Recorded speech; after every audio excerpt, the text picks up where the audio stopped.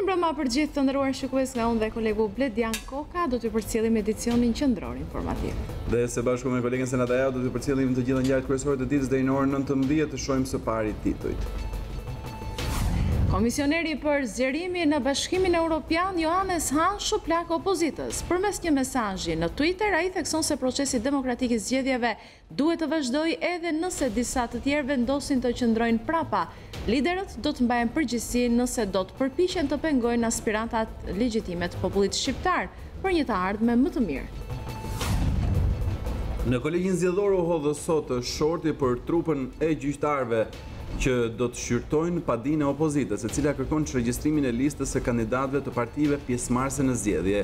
Gjingjoni është një nga gjyqtarët dhe relatori i çështjes që do të shqyrtohet të enjtën e ardhshme.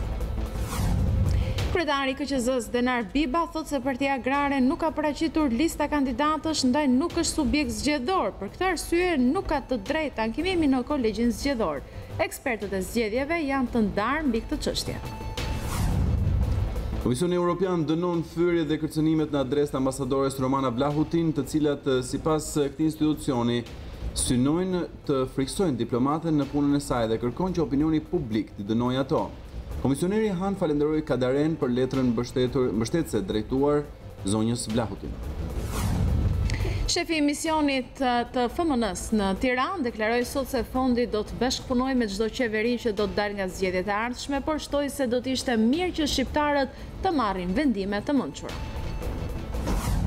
Policia e shtetit shtoi masat e sigurisë ndaj biznesmenit Ylvi Beqa që mban statusin e të penduarit në procesin kundër Emiliano Shullazit.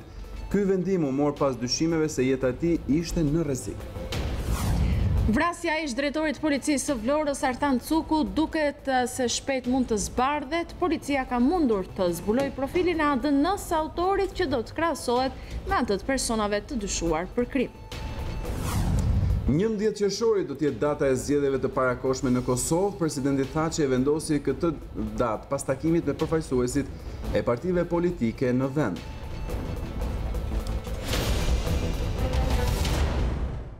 Shohim më gjithsesi zhvillimet e ditës.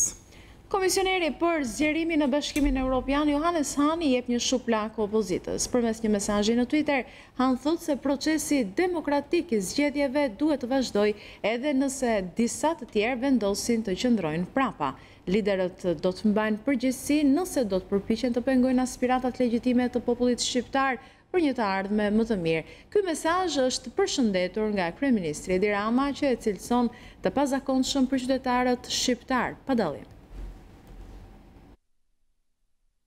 Pasi përfundoi një sër përpjekjesh për dialog politik dhe zgjidhje të krizës mes palëve në Shqipëri, Bashkimi Evropian nëpërmjet komisionerit për zgjerim Johannes Hahn vendos të komunikojë drejt për drejt me qytetarët. Nëpërmjet një letre drejtuar qytetarëve, Hahn i ka dhënë gjithashtu edhe një shuplak opozitës, teksa shpjegon dështimin e disa tentativave për arritjen e marrëveshjes. Në këto kushte, thot Hahn, procesi demokratik i vendit duhet të vazhdojë pavarësisht se disa vendosin të qëndrojnë prapa.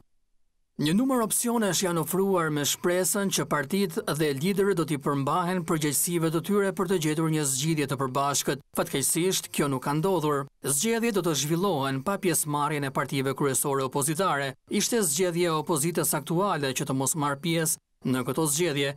Ne duhet ta respektojmë, por njëkohësisht shpreh keqardhjen e thellë nga pikpamja demokratike për këtë vendim. Sidoqoftë, procesi demokratik duhet të vazhdojë edhe nëse disa të tjerë vendosin të qëndrojnë prapa.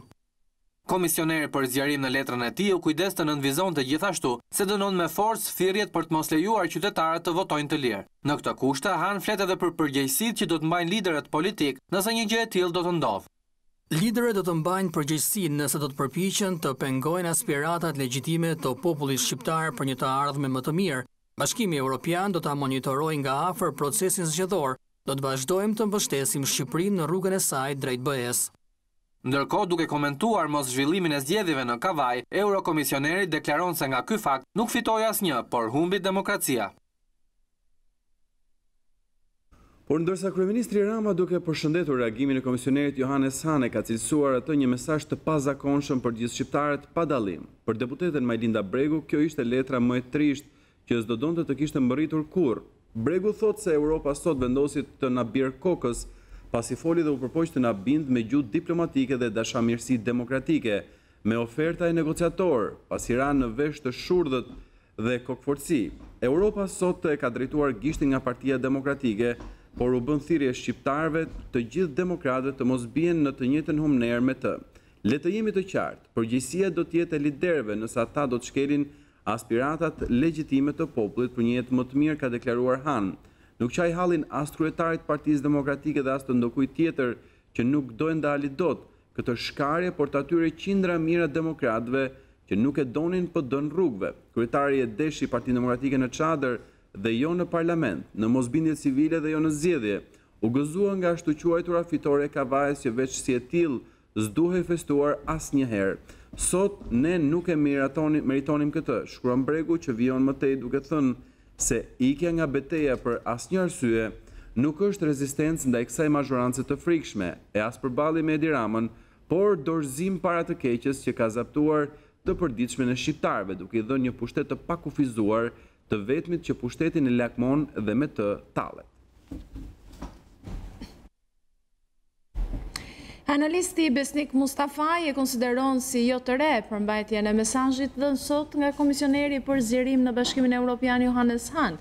Sipas tij, prej kohësh Bashkimi Evropian apo ambasadorët e akredituar në Tiranë kanë deklaruar se zgjedhjet e 18 qershorit do të quhen legjitime edhe nëse opozita nuk merr pjesë.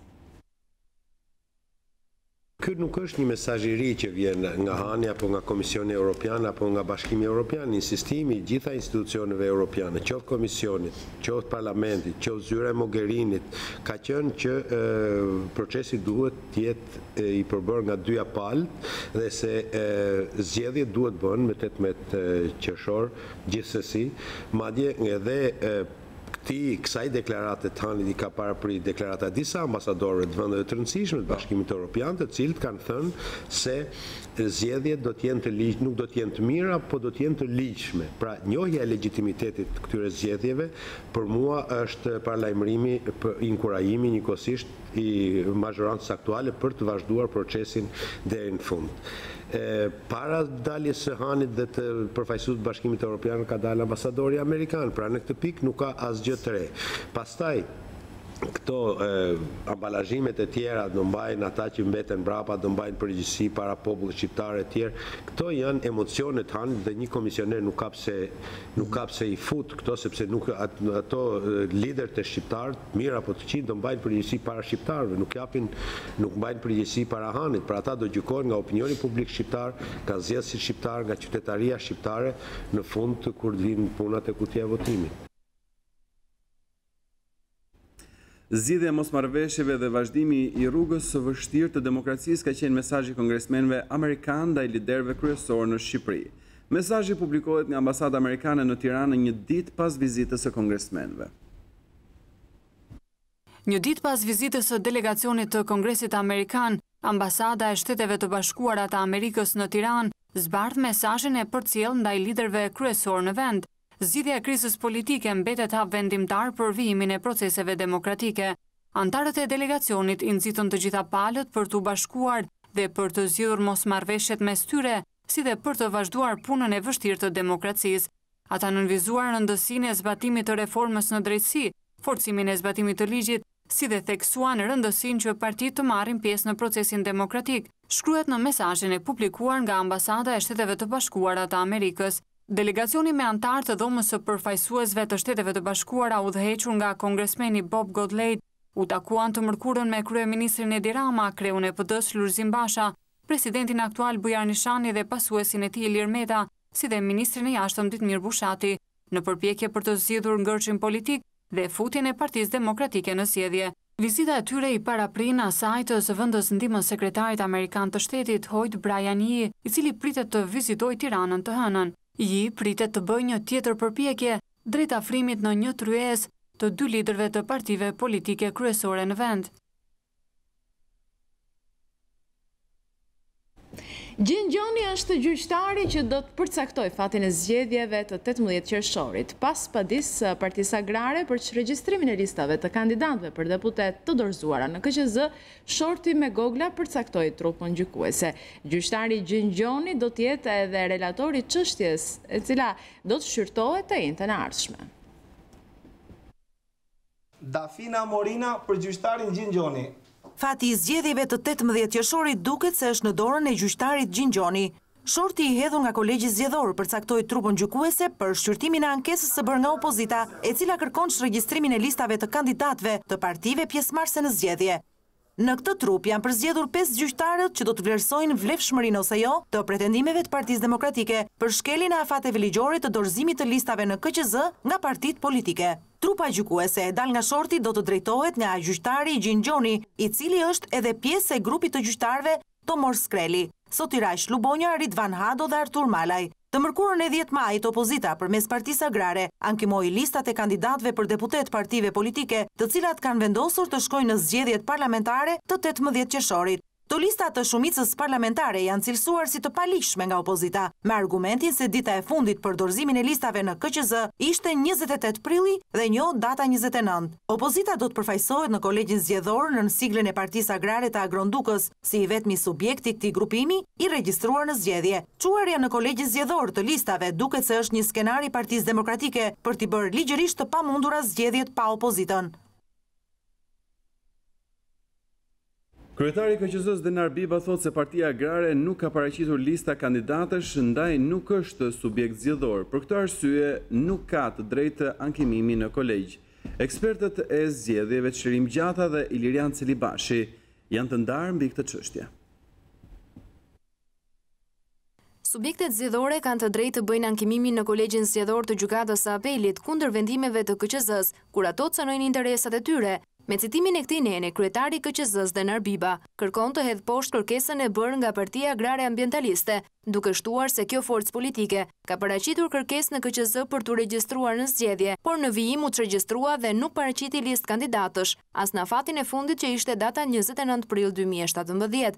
Automatikisht, sipas Bibës, PAA nuk mund të konsiderohet si subjekt zgjedhor, duke e bërë pretendimin e saj nul. Në reagim ndaj kundërshtimit të Denar Bibës, deputeti demokrat Erdbyluk Bashi thotë se një parti e regjistruar nga KQZ është subjekt zgjedhor dhe ka të drejta ankimore deri në fund, por nëse nuk ka listë, ai subjekt zgjedhor thjesht nuk regjistrohet në fletën e votimit që është akti përmbyllës për votimin. Për dijenit të zotit Biba, KQZ quhet KQZ dhe jo Biba, ka 7 anëtar dhe vendos kolegjialisht, thuhet në reagimin e Bylyk Bashit. Por çfarë thon ekspertët ligjor? News24 bisedoi me 2 ish drejtues të KQZ-s dhe rezultoi se nuk ndanin të njëjtin mendim, së pari për datën e përfundimit të afatit për dorëzimin e listave. Unë jam i bindur sigurisht se duhet të rrezohen sepse janë jashtë afatit. Një ditë, një orë s'ka rëndësi, janë jashtë afatit. Për mua depozitimi i listave shumë emërore të kandidatëve është bërë në përputhje me afatin. E vetmja herë që mendimet e tyre pajtohen është kur pyeten për një rast hipotetik të rrëzimit të KQZ-s në kolegj zgjedhor, se çfarë do ndodh më 18 qershor. Kjo së pari duke mos pasur lista, s'ka zgjedhje. Praktikisht bie 18 qershori. Ligji s'ka parashikuar asgjë kodi zgjedhor se ç'a ndodh për këtë. Është një rast i cili nuk gjen trajtim të drejtë për drejtë nga pikpamja juridike në kodin zgjedhor. Natyrisht që nuk do të ketë zgjedhje në atë datë, sepse nuk do ketë se për këtë do të votohet. Ekspertët ligjor japin variante të ndryshme zgjidhjesh. Për Çerim Gjatën, zgjidhja është e kompromisi politik me përfshirjen e presidentit në rolin e negociatorit. Ndërkohë për Ilirian Celibashin, KQZ ka në dorë instrumentat për të vijuar më tej me zgjidhjen e ngërçit për procesin zgjedhor. Ne tani po kërkojmë zgjidhje ekstra ligjore. Ka një rast për t'i mbledhur edhe presidenti, madje edhe presidenti i zgjedhur, të dy bashkë mund të bëhen. Nuk duhet ngutet që të caktojë një datë tjetër, po t'i detyroj palët që të ulen, bëjnë një kompromis politik që ta konkretizojnë pastaj në kodin zgjedhor. Padyshim që zgjedhjet në këtë rast janë të pavlefshme, pra është atributi Komisionit Qendror të zgjedhjeve në këtë rast për të caktuar një datë tjetër zgjedhjesh. Presidenti nuk ka më asnjë kompetencë në lidhje me këtë proces. Por Celibashi shkon edhe më tej kur flet për vlefshmërinë e zgjedhjeve të 18 qershorit. Sipas tij, edhe nëse një kandidat i vetëm do të jetë i regjistruar përpara datës kur Partia Demokratike pretendon se nuk është shkelur afati, atëherë zgjedhjet do të mbahen në këtë datë, vetëm në ato zonë zgjedhore, ndërsa në të gjithë vendin do të shpallet pavlefshmëria për shkak të mungesës së kandidatëve. Duket pak jo normale si situatë, por vetëm normaliteti nuk është normal në Shqipëri, kështu që Duke folur nga çadra e protestës, ish kryeministri Sali Berisha ju bëri thirrje shqiptarëve brenda dhe jashtë kufive që më 13 maj të bëhen pjesë e protestës në Tiranë. Duke e quajtur anti-shqiptar kreun e qeverisë, Berisha i kërkoi atij të mos e përçmoj veriun dhe të mos bëhet varmihës i pluralizmit politik sepse do të marrë ndëshkimin e merituar. Në përfundim Berisha e ftoi Ramën të ndiqte nga dritarja e zyrës të gjithë protestuesit e së shtunës. Nga çadra e protestës, Ali Berisha apeloi çdo shqiptar brenda dhe jashtë kufive të i bashkohet protestës së Partisë Demokratike ditën e shtunë, ndërsa sipas tij, kryeministri Edi Rama i friksohet 13 majit. Edi Rama është i tmerruar, ka urdhëruar qeveritarët e tij të organizojnë pikniqe me gjimnazistë në mënyrë që ata të mos vërshojnë drejt Shqipërisë. I pa skrupull, i pa cipje, të gjithë shqiptarët do i kesh në Tiranë me datën 13. Krahas apelit për shqiptarët, ish kryeministri përcolli edhe mesazhe të qarta për kreun e qeverisë, të cilin e quajti anti-shqiptar dhe i kërkoi të mos përçmoj veriun. Ky përçarës kombëtar u thot ambasadorëve të huaj se unë kam futur në parlament këta kriminal, këta cuba, këta hora nga veriu, sepse veriu tradicionalisht qeveriset nga njerëz të tillë. Horat, cubat janë morali yt i familjes dhe i sojt të ndyrë. Ti e vetmi dhe asen veri se bënde do të këte, që ti përçmon veriun për dialektin e ti të mrekullueshëm. Unë të them një gjë tani, mos i përçmon, sepse ti je i bindur që gjëja më e thjeshtë e tyre është të t'japim atë që meriton në jo më pak se gjysmore. Në përfundim Berisha u ndal sërish në protestën e 13 majit, ku garantoi se ajo do të jetë paqësore dhe e ftoi kryeministrin të ndjek atë nga dritarja e zyrës së tij në kryeministri. Të ftoj të rish në dritare me 13 maj të garantoj që ne protestën e kemi paqësore. Por një gjë të siguroj prapë. Edvin, qadra do të duket Everest, ftoj shqiptarët, kudo që janë, nga mbarë Shqipëria, të gjithë në Tiranë, protestën madhështore për mbrojtjet pluralizmit, për mbrojtjet votës lirë. Gjatë prezantimit të kandidatëve të PS-s në Vlorë, ministri Damian Gjiknuri u shpreh se me mos pjesëmarrje në zgjedhje opozita ka bërë vetvrasje politike dhe se kërkon të rrëzojë një pushtet të ligjshëm me forma të dhunshme siç mund të jetë protesta e së shtunës.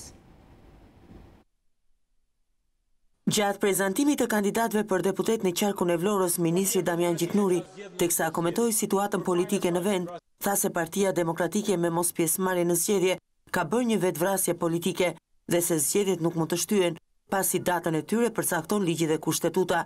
Partia Demokratike ka zgjedhë mos hyrë zgjedhje. Për fajin e saj, vetvrasja e saj politike, nuk është faj jonë. Se data e zgjedhjeve është e shqiptarëve. Nuk është një datë që e zgjedh dikush që jo kam dasmën unë, po shtyj se s'jam gati. Jo. Data e zgjedhjeve është një datë që e ka përcaktuar ligji dhe kushtetuta.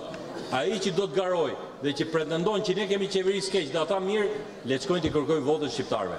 Mëtej Gjiknuri komentoi dhe protestën e së shtunës të opozitës, kur tha se me dhunë ajo kërkon të rrëzojë një pushtet të ligjshëm. Mendojnë që do kthejnë historinë mbrapa, ose mendojnë të trembin njerëzit që mos dalin votime. Ndërsa në Novosel, teksa u prezantua si kandidati kësaj zone, ministri Gjiknuri premtoi se pikërisht në këtë vend do ndërtohet aeroporti i dytë më i madh në vend, ai i Novoselës. Në një linjë dhe ministri i bujqësisë Edmond Panariti, i cili tha se shpreson për një kompromis me Partinë Demokratike për të marrë pjesë në zgjedhje, edhe pse tashmë janë tejkaluar afatet. Nga Korça, Panariti theksoi se data e zgjedhjeve nuk negociohet, ndërsa cilëson të pakuptimt një zgjidhje përtej ditës së hënë. Ka një datë tashmë të shpallur nga presidenti i Republikës, sigurisht për çështjen e negociatave për pjesëmarrjen e Partisë Demokratike në zgjedhje nuk është kur vonë, dhe do t'ishte dëshirueshme që Partia Demokratike të merrte pjesë në zgjedhje. Shpresoj që të kemi zhvillime edhe si rezultat i negociatave. Natyrisht do vinë edhe personalitetet dhe emisar nga Shtetet Bashkuara të Amerikës dhe nga Bashkimi Evropian, por kryesorja është që duhet ketë një vullnet nga forcat politike për të arritur kompromisin. Kompromisi duhet arritur sepse praktikisht jemi në tejkalim dhe të tafateve ligjore dhe kushtetuese dhe do të presim natyrisht dhe vendimarrjen e kolegjit zgjedhor. Çdo gjë është e mundur. Jam optimist që mund të arrihet në një zgjidhje, sigurisht përtej ditës së hënë nuk do kisha më kuptim. Edhe kreu i PD-s u shpreh se partitë mund të arrijnë ende kompromisin me qëllim që të gjithë të shkojnë në zgjedhje. Gjatë një takimi me banor të prenjasit, Edrisi prezantoi kandidatët ndërsa ju kërkoi atyre votën në sloganin veç një dhe. Kreu i Partisë për Drejtësi, Integrim dhe Unitet, Shpëtim Idrizi, u ndal në Prenjas ku prezantoi kandidatët e forcës politike që drejton për zgjedhjet e 18 qershorit. Në fjalën e tij, Idrizi u shpreh se politika i ka bërë qytetarëve kompromisin. Shpresoj shumë, vazhdoj akoma të shpresoj, si çdo shqiptar, si çdo qytetar i përgjithshëm i këtij vendi, që prap mund gjehet një kompromis i madh që politika ja ka bërë qytetarëve dhe ne shkojmë gjithë bashkë në zgjedhje dhe t'i japim pikërisht mundësi qytetarëve që të votojnë. Ne bëjmë gjithçka që forcat politike të bënin minimumin, mos a shihnin veten si armiq. Ne propozuam një pakt të madh kombëtar, që të gjithë forcat politike të ishin dakord, të ishin bashkë, pikërisht për ata që shqiptarët aspirojnë, për integrimin evropian. Në sloganin veç një dhe Idrizi u kërkoi banorëve të Prenjasit që më 18 qershor të votojnë Partinë për Drejtësi, Integrim dhe Unitet si alternativën më të mirë për atë-dheun. Njoftoj që t'i bashkoheni sloganit tonë, një slogan patriotik, një slogan të shqiptarëve që e duan këtë vend, që duan të jetojnë këtë vend dhe që është që ne kemi veç një atë, nuk e ndrojmë dhe nuk kemi atë tjetër. Për kreun e Fondit Monetar Ndërkombëtar në Tiranë, Jens Reinke, kriza politike ende nuk ka prekur ekonominë e vendit, por zgjatja e saj mund të rrezikojë investimet. Në një intervistë për News24, Reinke thotë se Fondi Monetar është i hapur të bashkëpunojë me qeverinë që do të dalë pas zgjedhjeve të 18 qershorit. Fondi Monetar Ndërkombëtar apelon partitë politike për gjetjen e një konsensusi duke vlerësuar se zgjatja në kohë e krizës politike do të ketë efekte të pashmangshme tek ekonomia. Në një intervistë për News24, përfaqësuesi i FMN-s Jens Reinke deklaron se ato që rrezikojnë të parët janë vendimet e investitorëve. Patjetër që pasiguria politike ka gjithmonë rrezikun që të ndikojnë në ekonomi. Deri më tani duket sikur ekonomia ka shkuar mirë dhe nuk është ndikuar, por padyshim që zgjatja e pasigurisë politike mund të bëjë që individët dhe firmat të rishikojnë vendimet e tyre për investime. Sigurisht që të dhënat ekonomike kërkojnë një farë kohe, periudha ka qenë mjaft e shkurtër për të dhënë një numër konkret. Gjërat deri tani duket se janë në rregull, po ecin ashtu siç pritej, por gjithmonë ekziston rreziku që zgjatja mund të ketë ndikim. FMN mbetet e hapur për të bashkëpunuar me qeverinë që do të dalin nga zgjedhjet e 18 qershorit. Kreu i FMN-s nuk komenton premtimet elektorale që bëjnë partitë të referuar Kongresit të Socialistëve disa ditë më parë, por shpreh gatishmërinë e fondit për të diskutuar me qeverinë e re me letra të hapura dhe mbi baza reale të gjendjes së ekonomisë.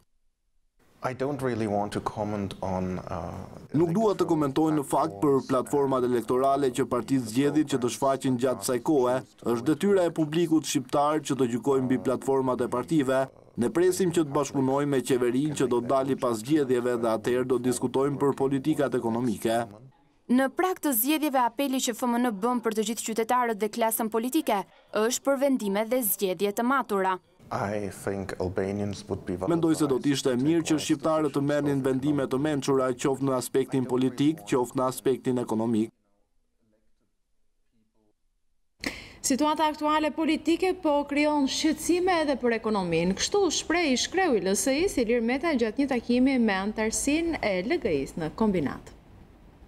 Lëvizja Socialiste për Integrim organizoi një takim me vajza dhe gra banore të njësisë administrative numër 6 në Tiranë. I pranishëm në këtë takim ish kryetari i LSI Ilir Meta theksoi se situata aktuale politike po krijon shqetësime edhe për ekonominë. Dje takova një drejtuese të një agjencie turistike dhe me shumë shqetësim më thot qa po ndodh kështu. Kisha 7 grupe turistike nga Spanja që kishin bërë rezervimet për të ardhur për sezonin turistik. 6 grupe i kanë anulluar deri tani rezervimet dhe ky është shqetësim real që ka të bëj me perspektivën e një sektori me cilin jetojnë mira familje shqiptare në të gjithë vendin. Dhe vërtet që ky është një shqetësim serioz, sepse nuk ka të bëjë vetëm me turizmin, ka të bëjë me investimet. Të pranishëm në këtë takim ishin kandidatët për deputet të Lëvizje Socialiste për Integrim, Kedi Mehmetaj, Monika Kryemadhi e Ardit Çela. LSI forcë e parë politike këtu në kombinat, në Tiranë dhe në gjithë Shqipërinë.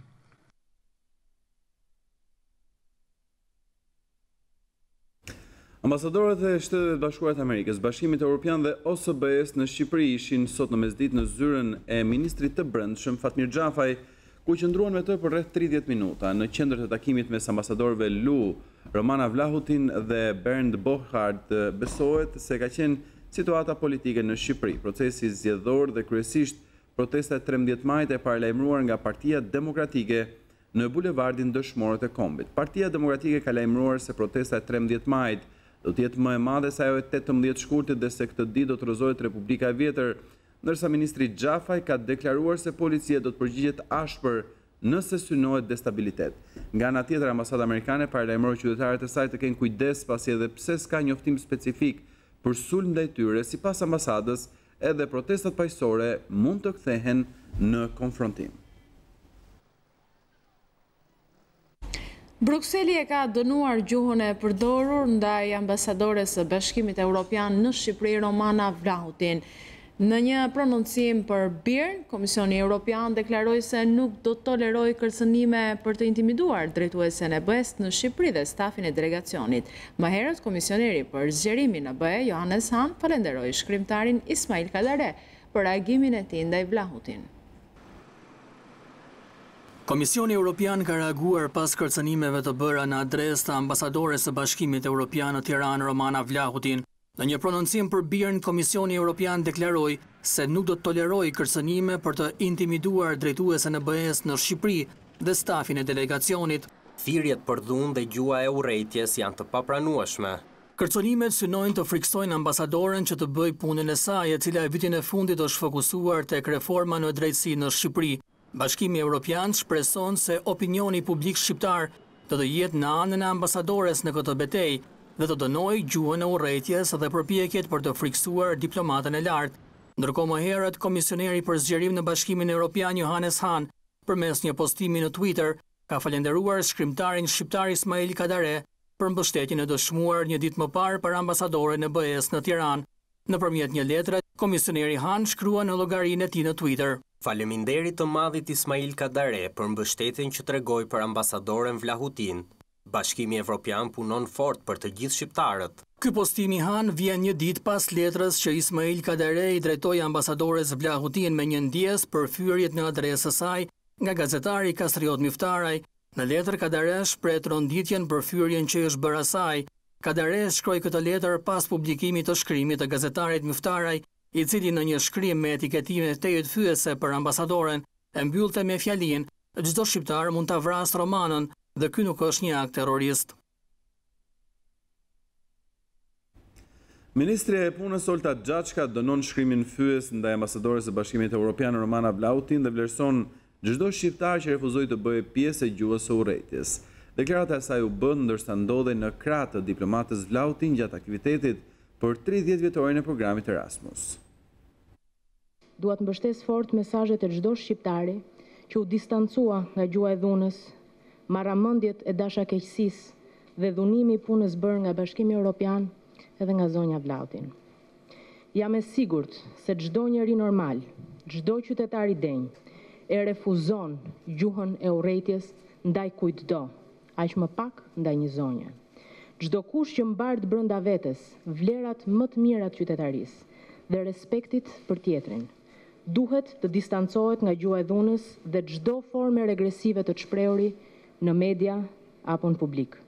Si shqiptare, dua të them që ndihem njësoj e lënduar dhe e turpruar nga kjo marrëzi. Faleminderit Romana Vlautin për çdo përpjekje pozitive që bën për popullin shqiptar dhe t'jemi të gjithë borxhlinj.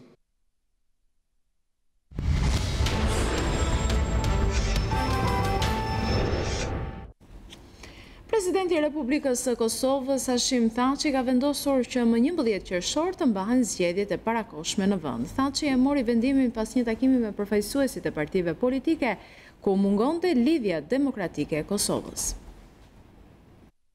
Presidenti i Kosovës Hashim Thaçi ka marrë vendim që zgjedhjet e ardhshme të parakohshme në Kosovë të mbahen më 11 qershor. Vendimin e tij Thaçi e ka marrë pas një takimi konsultativ me përfaqësuesit e partive politike. Shumica e partive politike kanë favorizuar datën 11 qershor, ndërkaq kishte pasur edhe propozime që zgjedhjet të mbaheshin më 18 qershor. Megjithatë, në fund Thaçi ka konfirmuar kabineti i tij, ka marrë vendim që data të jetë 11 qershor. Diskutimet për datën e zgjedhjeve pasuan vendimin e presidentit Thaçi për shpërbërjen e kuvendit të Kosovës, që u mor pas votimit të mocionit të mosbesimit ndaj qeverisë. Në takimin e thirrur nga Thaçi nuk mori pjesë vetëm Lidhja Demokratike e Kosovës, e cila pas votimit të mocionit për rrëzimin e qeverisë nga ana e Partisë Demokratike të Kosovës, është deklaruar se nuk e njeh më Thaçin si president të vendit. Presidenti i Kosovës deklaroi se do t'i drejtohet Bashkimit Evropian për të dërguar vëzhgues të zgjedhjeve në mënyrë që i gjithë procesi të jetë transparent, demokratik, i drejtë dhe i pranueshëm për të gjithë.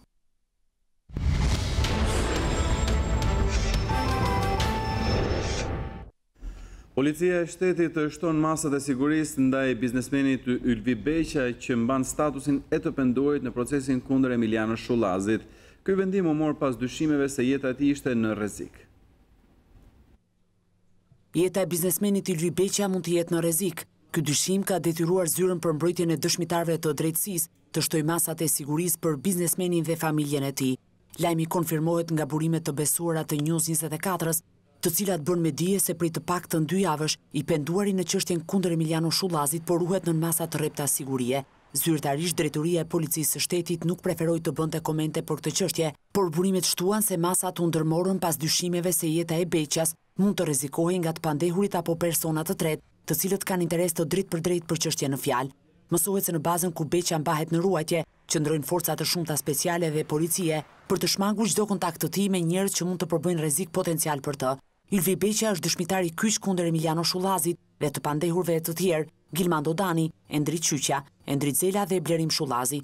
5 të pandehurit po gjykohen për akuzën e gjëvënjes ndaj 3 biznesmenve, shkatrim prone me tritol, krime të kryera në kuadër të grupit të strukturuar kriminal, si dhe për kërcënimin e profesor Mynir Konit. Të mërkurën në gjykatën e krimeve të rënda nisi procesin ndaj Shullazit dhe miqve të tij, por ndonse u zhvilluan 2 seanca brenda ditës, prokuroria nuk mundi ta lexojë kërkesën për gjykim, pasi u përballë me kërkesat e shumta të avokatëve të pandehurve.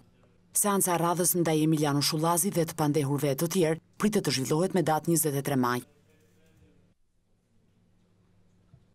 Vrasja ish drejtorit të policisë së Vlorës, Artan Cuku, duket se së shpejti mund të zbardhet. Policia ka mundur të zbulojë profilin e ADN-s së autorit që do të krahasohet me atë të personave të dyshuar për krimin.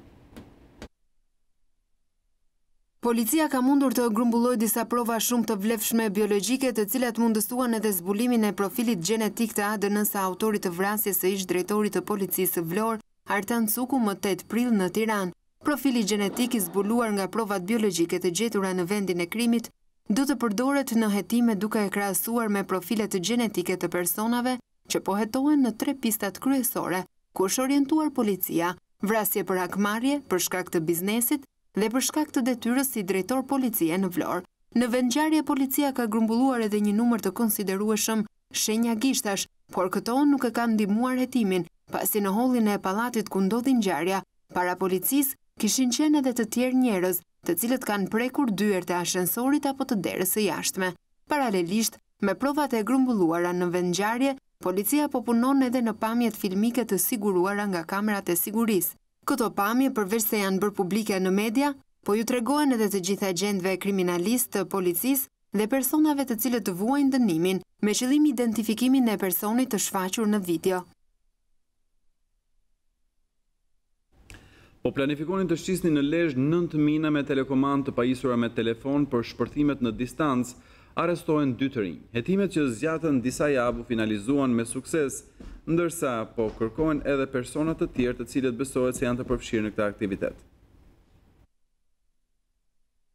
9 mina me telekomand të pajisura me telefon për shpërthim në distancë, posedonin 2 të rinj të cilat do t'i shisnin në Lezhë, por fatmirësisht u zbuluan nga policia. Pas hetimeve disa javore në bashkëpunim me prokurorinë e Lezhës, u finalizua me sukses operacioni koduar etalon. Për zbulimin e aktivitetit kriminal, u përdorën metoda speciale hetimi, ndërsa u infiltrua një polis që të porosiste minat. Në pranga ran 21 vjeçari Franco Cinari, i dënuar më parë për vjedhje, dhe 18 vjeçari Stavro Kotori, të 2 banues në Tiranë, ndërsa në kërkimi dyshuar si bashkëpunëtor, u shpall një tjetër person me iniciale ET 30 vjeç. Edhe pse rezulton pa precedent penal, emri i Stavro Kotorit nuk është i panjohur. 18 vjeçari është djali i biznesmenit të ndërtimit Hikmet Kotori, i cili u ekzekutua në 6 maj të vitit 2013. Ngjarja e ndodhur në afërsi të banesës dhe zyrave të kompanisë së tij në rrugën Alivisha në Tiranë u konsiderua si vrasje për konflikte pronësie. Policia ka dyshime se ka persona të tjerë të përfshirë në këtë aktivitet kriminal,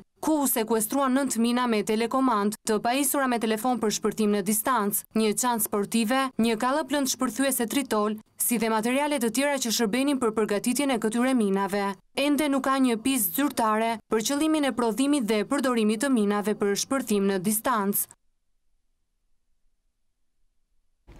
3 persona janë vënë në akuzën e mos kallëzimit krimit lidhur me ngjarjen e tetorit kaluar kur ish ushtaraku profesionist besnik Pudja u gjet pa jetë në kapanonin e Anshashit në Shëngjergj. Ndërkaq që eksperimenti i prokurorisë që do sqaronte nëse Pudja u vra apo kreu vetvrasje ka dështuar për shkak se kapanoni ishte shkatruar, por hetimet vijojnë. Prokuroria e Tiranës ju komunikoi zyrtarisht akuzën e mos kallëzimit të krimit 3 personave të cilët u vunë në pranga pas ngjarjes në Kollogjesh të Shëngjergjit, tetorin e 2016, ku në një kapanon hashashi u gjeti i pajet ish ushtari profesionist Besnik Pudja, po ndërsa të dyshuarit Alges Liqi, Dritan Buzo e Halit Dusha do të ulen në bankën e të akuzuarve për dhënë llogari përpara drejtësisë, prokuroria do të vijojë hetimet për të hedhur dritë plotësisht mbi faktin nëse Pudja u vra apo vetvra në kapanon. Gjithashtu, hetimet do të vazhdojnë me qëllim identifikimin e autorëve të kultivimit të lëndëve narkotike, pasi vendi ku u gjeti pa jetë viktima ishte një ambient i përshtatur për tharjen e bimëve të hashashit. Pak ditë më parë, prokurori i çështjes dhe oficer të policisë gjyqësore u rikthye në vendin e ngjarjes për të kryer një eksperiment hetimor, pringa do të përcaktojë sakt nëse ish ushtari profesionist kishte kryer akt vetvrasjeje apo ishte qelluar për vdekje nga persona të tjerë. Burimet thanë se kapanoni ishte shkatruar dhe duket se eksperimenti nuk ka dhënë rezultatet e duhura, ndaj organi i akuzës ka vendosur të vijojë edhe për pak kohë hetimet dhe më pas do të marrë një vendim për çështjen. Besnik Pudja u gjeti pa jetë më 7 tetor të vitit kaluar në një kapanon hashashi në Shëngjergj. Policia referoi ngjarjen si vetvrasje, por prokuroria nisi dhe vijon hetimet për akuzën e vrasjes. Një shtetë shqiptar ka abuzuar seksualisht për 2 vite me radhë vajzën e tij 13 vjeçare. Ngjarja ka ndodhur dhe ka throditur ishullin grek të Lesvosit, ku jetonte familja në fjalë. Abuzimi është publikuar në gazetën greke Lesvos News. Policia e Mitilinit vuri në pranga të martën në fshatin në Thërmi të rajonit të Lesvosit një burr shqiptar i cili sipas hetimeve për 2 vite radhas i kishte përdhunuar vajzën e tij 13 vjeçare. Sipas gazetës, e mitura jetonte çdo ditë me frikë, çka e pengonte të kryente denoncimin në polici. Sjellja e saj e trembur tërhoqi vëmendjen e mësuesve në shkollën ku studionte, ndërsa sipas gazetës, e mitura i ka rrëfyer mësuesit të saj të historisë abuzimin nga babai i saj biologjik. Ky i fundit ka nisur procesin ligjor që konkludoi me vënien në pranga të babait Mostër, i cili përveç 13 vjeçares ka edhe 4 fëmijë të tjerë. Paraditën e së mërkurës ai ka dalë para tokave të zeza në gjykatën greke. Ngacmimet seksuale të viktimat e mitura lënë dëme të pariparueshme në jetët e tyre dhe shpesh ju ndryshon edhe të ardhmen. Psikologët thonë se këta individ mbyllen në vetvete, përjetojnë ankth dhe shfaqin shenja të një depresioni të lehtë. Specialistët theksojnë se këta njerëz në të ardhmen kanë vështirësi në ndërtimin e marrëdhënieve me gjinin e kundërt. Zakonisht nxënësit e gacmora seksualisht nuk janë shumë tolerante dhe jo të qëndrueshme në marrëdhëniet shoqërore për një kohë të gjatë. Ato ose zhvillojnë agresivitet, ose mbyllen në vetvete. Psikologët flasin se këto janë ndërshenjat që shfaqen fëmijët pas abuzimeve, ku theksojnë se ndërtimi i marrëdhënieve me seksin e kundërt në të ardhmen do të jetë problematik për shkak të frikës. Një mbyllje në marrëdhëniet shoqërore që fëmia mund të ketë me brezin në cilin ai është. Pra me klasën, ambientin në cilin fëmia ndodhet. Ankthi që fëmia ka përjetuar, gjërat të cilat ato do të pasqyrohen në të ardhmen te ky fëmijë. Ai është një fëmijë ndrydhur emocionalisht, një fëmijë i cili ka përjetuar frikën dhe kjo frikë e ka çuar atë derisa të bëhet pre ose viktimë e mësuesit në fjalë. Në shumicën e rasteve këto fëmijë të cilët abuzohen ose ngacmohen seksualisht, humbasin atë që quhet në ndërtimin e marrëdhënieve në të ardhmen, pra me gjinin e kundërt. Denoncimi i munguar për pak kohë i rastit të Kasharit shpjegohet me bindjen që fëmia ka prirje të zbatojë urdhrat e marra nga një figurë autoritare si mësuesi. Duke qenë autoritare dhe duke qenë fëmia në miniaturë të këtij autoriteti, fëmia është i prirur të bindet, sepse në rregullat në familje i kemi që i bindemi figurës atrore. Parandalimi dhe denoncimi sipas psikologëve bëhet efektiv kur në shkolla flitet më shumë për këto fenomene, si nga mësuesit dhe nga psikologët, ndërsa prindrit të shohin ndryshimet e sjelljes së fëmijëve për të kuptuar realitetin. Është mirë që mësuesit të flasin sa më shumë. Psikologu i shkollës të trajtoj tema të tilla sa më shumë, që fëmia të ketë mundësi të jetë vigjilent, të kuptojë çfarë do të thotë ngacmim seksual. Fëmia duhet patjetër të mësohet që duhet ta denoncojë, pavarësisht figurës që është duke ngacmuar atë. Ne duhet jemi shumë vigjilent me fëmijën në çdo moment, që do të thotë të shikojmë çfarë sjellje reklamon fëmia, si vepron ai. Diskutimi i shtuar rreth këtyre temave dhe vëmendjet e çrregullimit të sjelljes duhet i bëjë vigjilent prindrit për të zbuluar abuzimet e mundshme. Mirë, ne do shkëputemi për një hapësirë publicitare. Ndërkohë, më njëherë pas publicitetit do të keni mundësi të njiheni me trejat sportive në rubrikën Sport News.